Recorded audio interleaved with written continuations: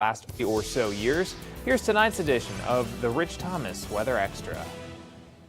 It has been 2 months now since Hurricane Michael slammed into the northwest Florida coast back on October the 10th. It was not only the most powerful hurricane of this hurricane season, it was the most powerful hurricane in recorded history in northwest Florida.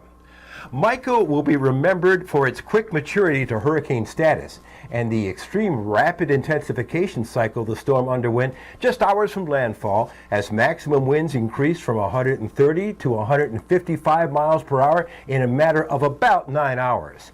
It was just shy of Category 5 status when it crossed the coast just east of Panama City near Mexico Beach at 12:15 p.m. Damage was catastrophic. The local EMA reports that 80% of Bay County buildings were destroyed or damaged. 75% of the trees in the area were lost. The death toll from Michael totaled 60, and the damage and loss of life was not confined to the coast. Deaths were reported as far north as the Mariana area in Jackson County, with over 100-mile-an-hour winds there.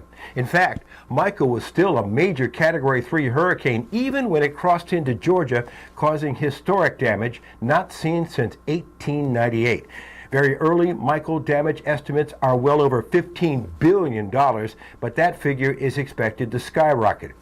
Here's a few incredible Michael stats. Lowest pressure in the storm, 919 millibars, making Michael the third strongest hurricane ever to cross the U.S. coastline, on a list with Camille in '69 and the Labor Day storm of 1935.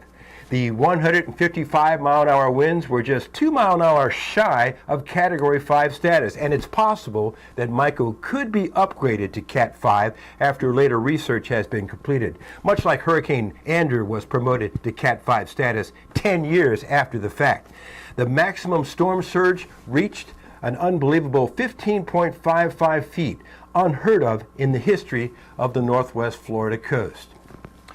We are able to measure the pressure, the wind speed, the storm surge. We can even estimate the economic impact, but the emotional impact is immeasurable and just as catastrophic.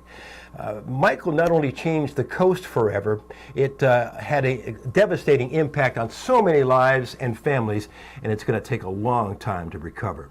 From the Blue Water Weather Center, this is Rich Thomas for the Alabama News Network.